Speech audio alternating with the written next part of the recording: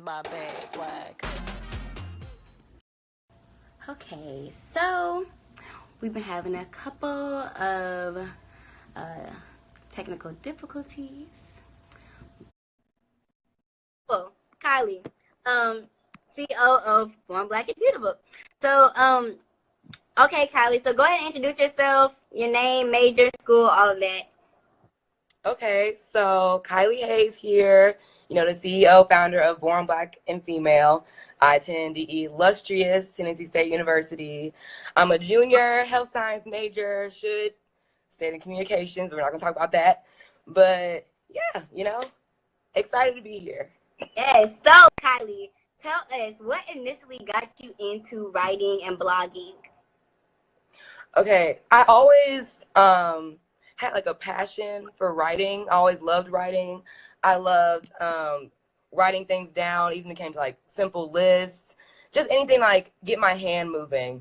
But the idea of Born Black and Female just came on a simple private blog I had with friends that I let them read and like tune in to when I write something new. But I actually want to go public with my thoughts and my ideas and actually write for Black people to know we're all going through the same things, especially Black women. So that's how Born Black and Female came about. Yes. So if you guys haven't read her blog post, you need to go read now because they're very relatable, very funny, and I just absolutely love it. So, Kylie, tell us about the birth of Born Black and Female. Tell us kind of what was the behind the scenes on that. Did you actually birth your baby? Your blog. Can you actually repeat the question? I didn't really hear you. So tell us about the birth of Born Black and Female. Just kind of give us, I guess, like the behind the scenes on, how it all came about. Oh, okay. So the initial birth of Born Black and Female, I'll actually give a shout out to my friend Sierra on it, because when it came about in my head, I actually went to her and asked her about like a couple names, like, whoa, what do you think sounds good? What do you think will actually kind of like draw people in, kind of like an attention grabber? Well, the idea actually came from being born Black and female. I had no control of how I was born. I had no control of what the world thought of me. I had no control of the prerequisites just set out before me and the challenges of being born Black and female. So I think the importance of the title alone is, I don't want to say groundbreaking, but I'll say, I'm going to say it's groundbreaking to me to use that kind of title for my blog. Iconic, okay? So why is it vital that Black stories are told by Black writers? I always use I use an example to explain this. So we all know in school when we're brought up, it predominantly white, whatever, we all come with the same textbooks. And the same textbook has the same story of slavery. Everyone knows slaves were held captive, on the boats, the disease, the rape, everything. It's the same story. But what about the story from Nat Turner, or the story just from other Black writers? We don't know the first person opinion, first person stories. We always know the McGraw-Hill, that was my textbook in high school, McGraw-Hill textbook of slavery, which was this long and went straight to the point and had like 2 vocab words in it. And I know I saw like Thomas Jefferson in it one time about Sally Hemings. So I would say Black stories, Black narratives, just being told by a Black person is important. White people can't tell it the way we do. So stop. Yes. So, how do you about non-Black journalists telling this?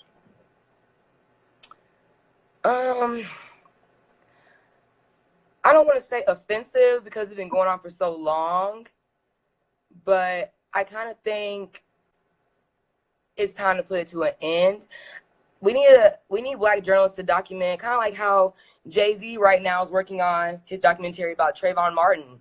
He's a Black man in America. He understands kind of what he went through before he passed away. Right. It's just representation matters. Yeah. Can you hear me? Yeah, for sure. Okay. Oh, I thought it was like loading still. but representation matters. We can't have a white woman writing about the struggles of what Black women go through in America. She doesn't know. She never experienced it firsthand. Actually, the other day I came across a post on the Shade Room about Anne Hathaway speaking about the young lady that got killed, I believe, in California.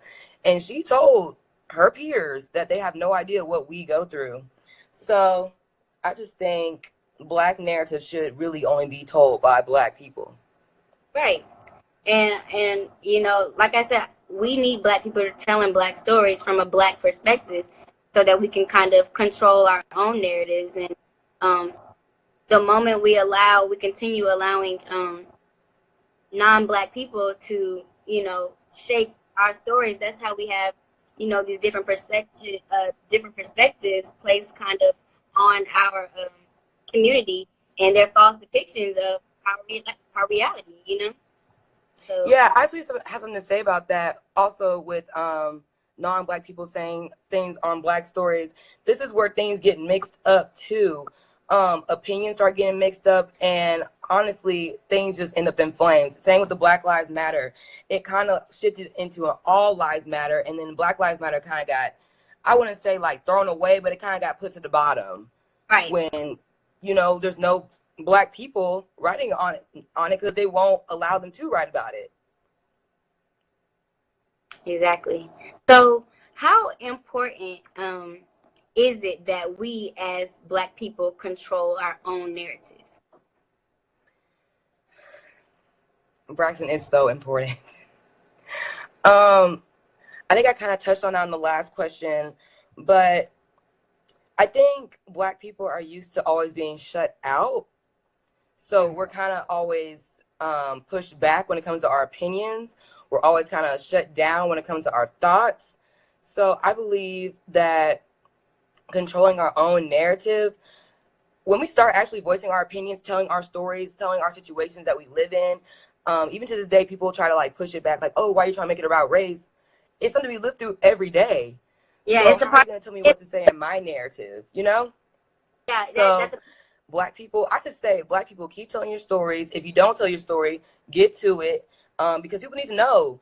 People don't know across the world what's really going on in America. People don't know because people don't write about it. And why we don't write about it? White people are writing for us. So if Black people actually start telling their stories, things will get out. And just think about the movement Black people will have if we actually controlled our own narrative. Like, it would be really unstoppable.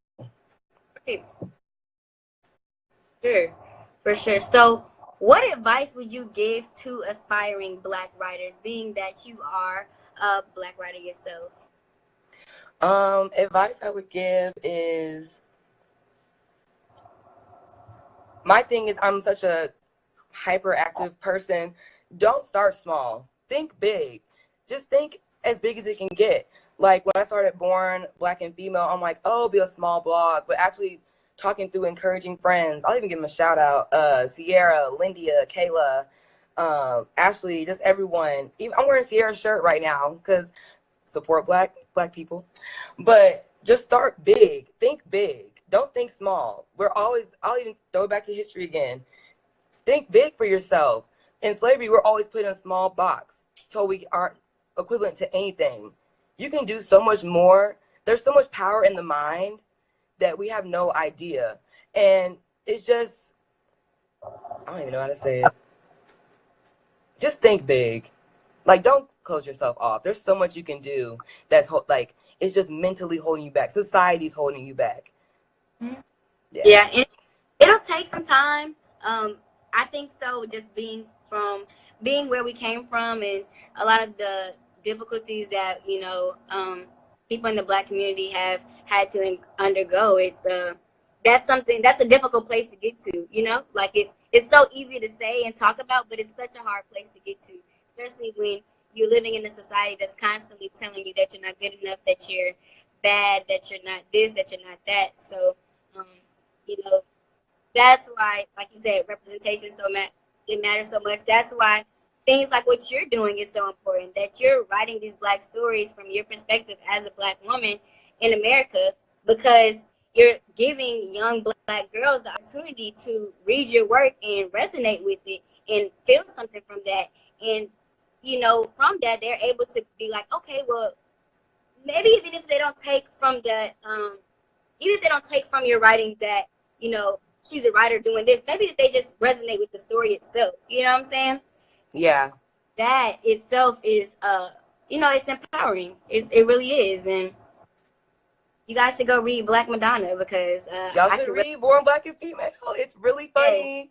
And it's really like, also it's really funny, but at the same time it's really like educating and empowering.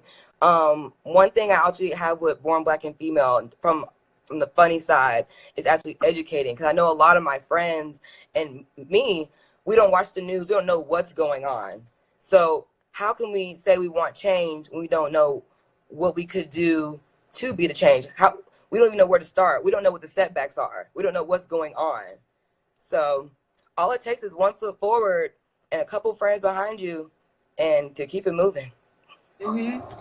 Yes. Oh, thank you so much for your time today with us, Kylie.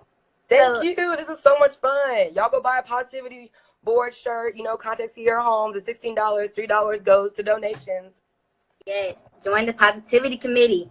And Kylie, tell people where they can find you on social media. Tell them where they can read your blog posts. Let them know. Okay, you can follow me on Instagram at Kai Hayes. That's KYHAYZ.